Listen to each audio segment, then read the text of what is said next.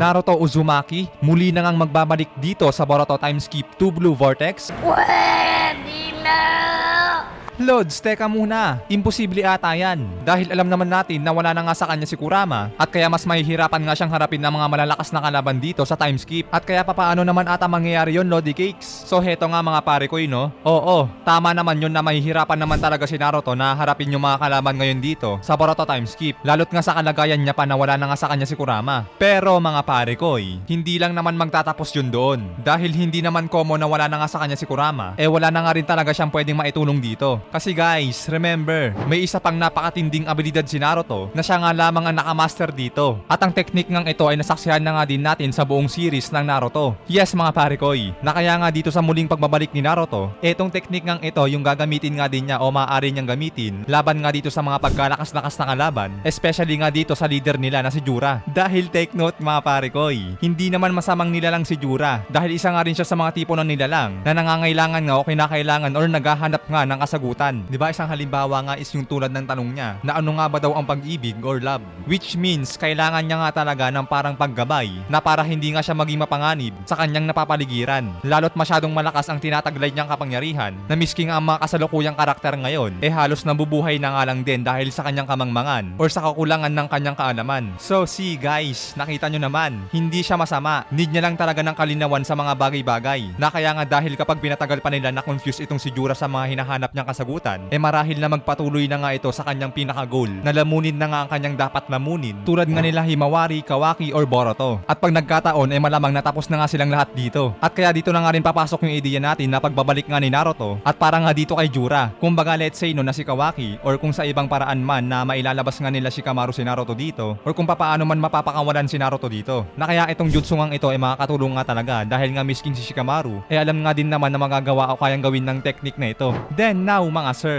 in some case naman na ilabas nga ni Kawaki si Naruto sa kanyang dimensyon, which is parang malabo pa nga rin kasi mangyari na kaya marahil sa kabilang banda baka nga si Jura na nga rin mismo ang pupunta or magagawang makapunta sa dimensyon ni Kawaki. At sa gayong paraan o pagkakataon maaari masaksihan na nga din uli natin si Naruto sa mga oras na to. Na kaya dito na nga rin na maaari magkaroon nga sila ng pag-uusap patungkol pa nga sa mga iba't ibang bagay. Pero Lods, teka muna, paano nga ba magiging possible o posible o maaaring mangyari na makapunta nga si Jura sa dimensyon ni Kawaki? So ganito lang yan mga pare ko, gamit nga din mismo ang teknik o jutsu ni Kawaki, diyan na nga din manggagaling ang paraan na kung paano nga magagawa ni Jura na makarating sa dimensyon nga ni Kawaki. Dahil nga sa pamamagitan nitong jutsu na to, na Daikoten or itong mga malalaking box na pinapanabas ni Kawaki na nanggagaling nga sa kanyang dimensyon. Dahil nga dyan guys, magagawa nga ni Jura na makatagos gamit nga ang kanyang claw marks. Kasi ganito yan mga pare ko no? Sa ngayon, dahil nga wala pang masyadong ideya or baka hindi pa nga napapansin o naiisipan ni Jura na gawin ang paraan na ito, maaari din nating sabihin guys na safe pa nga si Kawaki dito. Pansamantala ligtas muna siya. Pero mga sir, once na maisipan na nga ni Jura na lagyan ng claw marks itong mga box nga ni Kawaki na nanggaling nga sa kanyang dimensyon, sa gayon nga magiging paraan nga ito ni Jura na para nga magawa nga din niya makatagos o makapunta sa dimensyon ni Kawaki. So ganun nga lang din yung logic dito mga pare ko. Galing nga kasi sa dimensyon ni Kawaki itong mga malalaking box na to. So anumang bagay na tulad niyan, tatagos nga din sa kabilang lugar. Likewise nga din sa paraang ginagamit nila Jura na parang Daikoten nga din ito na ang kulay nga lang is kulay blue. Itong malaking box nilang mga Shinju na ginagamit nga din nila sa teleportation. Nagamit nga din sa pamamagitan nga din ng kanilang claw marks na nilalagay nga nila sa iba't ibang lugar. So ngayon mga pare ko, naiintindihan nyo naman na siguro yung punto natin dito na maaari nga talaga na magawa ni Jura na mapuntaan si Naruto sa dimensyon ni Kawaki. Once ka na magawa niyang malagyan ng claw marks niya ang mga box ng Zesto ni Kawaki. Once yung claw marks na yun nakadikit na nga sa box ng Zesto ni Kawaki, maaaring mangyari na nga na tumagos na nga si Jura doon sa kabilang dimensyon, which is nandito nga si Naruto. Then now mga sir, balik nga tayo dun sa sinabi natin kanina na once na mapuntahan na nga ni Jura at makita na nga niya si Naruto dito, dyan na nga din mag-uumpisa yung panibagong balak ni Jura na maaari na nga niyang gamitin si Naruto para ipitin nga sila Boruto at Kawaki na dahil nga nakapasok ito si Jura dito sa dimensyon na malamang na magtatalo nga itong dalawa na papaanong nanggawa nga daw kasi ni Jura na makapasok nga sa dimensyon na to. So dahil magkakagulo nga mas lalong mawawala nga sa focus itong dalawa at sasamantalihin na nga ni Jura ang pagkakataon para nga mas lalong pumabor sa kanya ang mga sitwasyon. I mean, hindi rin naman kasi gusto ni Jura na magkagulo, lalong lalo na nga sa mga mga bagay na iniingatan niya, which is ang Konoha. At kaya nga para sa kaayusan, maaaring mangyaring gamitin na nga ni Jura si Naruto bilang bihag para magtumigil na nga sila Boruto at Kawaki sa kanya. At kaya dahil dyan, dito na nga din papasok yung ideya natin na itong ang si Naruto ang kakausap na nga kay Jura, na maaaring sabihin nga ni Naruto na ano nga ba talaga ang gusto nitong ni Jura, ano nga ba talaga ang pinakalayon nito. At kaya dyan na nga din papasok itong Talk no Jutsu ni Naruto na gagamitin niya nga dito kay Jura, at mapapabago nga ni Naruto ang pag-iisip ni Jura sa mga hindi nga nito alam na mangyayaring masamang epekto sa hinaharap once nga na i-devour niya si Kawaki, Boruto or Himawari. Maybe one of the reason na sasabihin ni Naruto na kapag nawala ang lahat ng bagay dito sa lupa, madadamay nga din na mawawala nga din yung mga bagay na minamahal ni Jura. Katulad na nga lang ng mga librong gusto niyang basahin at ang mga masasarap na inumin at mga pagkain na siyang kinagigiliwan nga talaga nito, nakasama pa nga ng mga iba't ibang sari-saring bagay na siyang nasaksihan nga niya sa Konoha, na idadagdag pa nga dito ni Naruto na isa pa nga daw sa kahulugan ng pag-ibig,